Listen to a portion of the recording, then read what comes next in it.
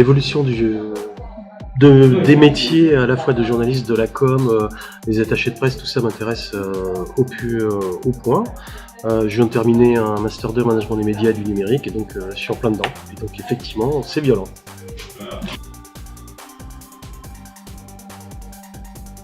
Alors c'est pas vraiment de l'exaspération, c'est juste, comme je le disais tout à l'heure, le fait que cet ouragan numérique a déstabilisé l'ensemble des relations, à savoir que quand on est journaliste dans un gros média en ce moment en France, on reçoit entre 400 et 800 mails par jour. C'est juste ingérable.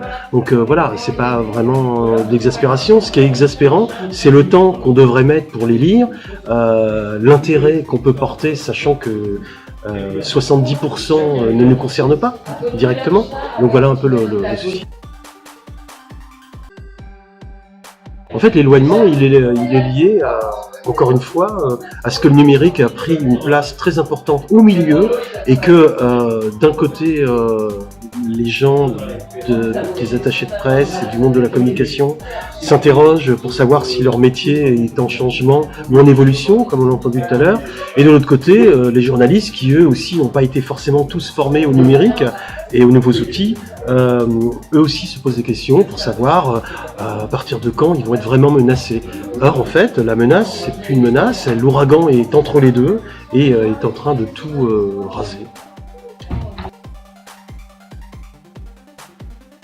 En fait, là aussi, tout changé. C'est-à-dire que un journaliste, maintenant, c'est sa capacité à engager une communauté. Et donc, quand un article est écrit, eh bien, il doit aussi le faire lancer sur les réseaux sociaux, avoir le maximum de choses. Et d'ailleurs, certaines rédactions tiennent l'état des lieux en fait des articles et donc leur remontée, leur implication sur les réseaux sociaux. Donc tout est lié. En plus, c'est très facile à voir puisqu'il y a un chiffre à côté de l'article. C'est parfait. Avant, quand on lisait un journal, personne ne demandait combien de fois il était lu. Donc voilà.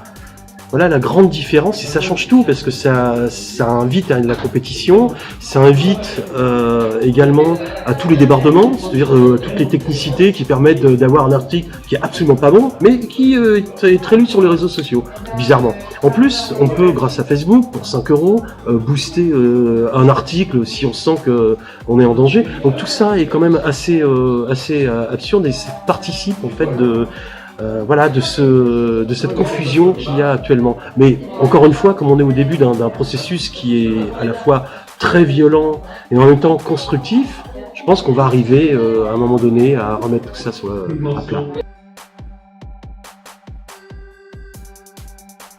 Oui, avant, par exemple, pour faire un reportage, on était obligé d'avoir un caméraman, un photographe, tout ça. Et maintenant, en fait, vous partez avec votre portable, et puis, voilà, vous avez filmé. Et en plus, en qualité aussi intéressante que une caméra professionnelle. Donc voilà, en gros, on ne nous demande plus d'être des grands professionnels des caméras. Alors ça se voit après, à un certain niveau, ça se voit en fonction du documentaire. On fait pas du géo ou des grands reportages. Mais de toute façon, l'information, comme elle est consommée très vite et comme ça, tout le monde comprend sur les réseaux sociaux que voilà, vous avez pris un endroit que vous avez vu, un événement qui est arrivé, c'est parfait, ça suffit largement pour illustrer un article. Encore faut-il savoir le mettre dans son article.